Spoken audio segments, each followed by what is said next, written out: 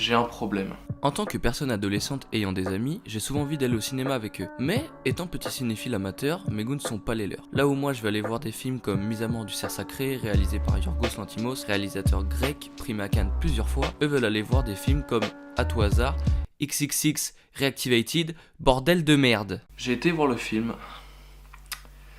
C'était vraiment pas bien, hein. Mais un jour, on s'est mis d'accord. Nerve, réalisé par Ariel Schulman et Henry Joost, les mecs qui ont fait Catfish et Paranormal Activity 3, qui est le meilleur de la saga, qui a l'air vachement intéressant esthétiquement parlant, un film qui veut peut-être nous faire réfléchir sur notre génération, et d'un autre côté, un thriller d'action avec un peu d'humour et un jeu vidéo. Donc là-dessus, pourquoi pas? Nerve raconte l'histoire de Vi, une jeune adulte un peu timide qui décide de s'inscrire à Nerve, un jeu qui diffuse en direct sur internet des défis filmés. Elle va ensuite rencontrer Yann, qui participe aussi à ce jeu, et vont devoir ensuite faire les défis ensemble sous l'obligation des voyeurs. Les voyeurs qui sont ceux qui lancent les défis aux joueurs pour qu'ils gagnent de l'argent. Mais à un moment, Vi sent que ça va trop loin dans les défis et que chacun de ses faits et gestes est manipulé par des milliers d'anonymes et va donc parler du jeu à la police. Ce qui n'est pas une très bonne idée, hein. Le jeu va prendre le pas sur sa vie et elle va donc à la fin se retrouver dans une arène face à Yann. Ils ont chacun une arme, celui qui touche l'autre en premier aura gagné sa liberté. La jeune demoiselle tire à côté et refuse de continuer. Ti, le premier au classement des joueurs, intervient alors prêt à tirer sur Yann avant que Vi ne s'interpose. Un sondage est lancé sur tous les téléphones des voyeurs pour savoir si oui ou non Ti doit tirer sur ses adversaires. Le jeune homme finit par tirer en direction de Vi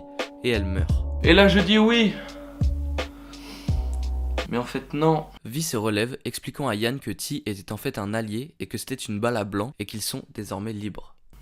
Pourquoi? Mais alors, pourquoi? Dites-moi pourquoi Vi devait se relever et ne pas être morte. Tu viens de gâcher tout ton message, film. Là où tu voulais parler des dérivés d'internet et de la dangerosité de ce dernier, là où tu voulais parler peut-être d'une réalité de demain, tu viens de tout gâcher avec ta putain d'APN de merde. Ce qu'il faut savoir aussi, c'est qu'avant que Ti tire sur Vi, elle a fait un long discours à tous les voyeurs. C'est vraiment ça que vous voulez? Qu'on s'entretue? C'est courageux, vous croyez? Alors enlevez vos masques et montrez-vous. Toi, enlève ton masque. C'est quoi ton nom? C'est facile d'être brave dans une foule, à se cacher derrière vos pseudos. Vous êtes tous responsables de ce qui arrive cette nuit, même si vous ne faites qu'observer. Vous voulez vraiment que l'un de nous meure pour un jeu? Alors tire-moi dessus, je te défie. Bah oui, t'as tiré dessus, mais... du coup, t'es pas morte. Et c'est là où je trouve que c'est con. Au moment où elle serait morte, on aurait compris que c'est dangereux, qu'une vie vient d'être perdue à cause d'internet et des voyeurs. Mais vu qu'elle se relève, bah... on s'en fout.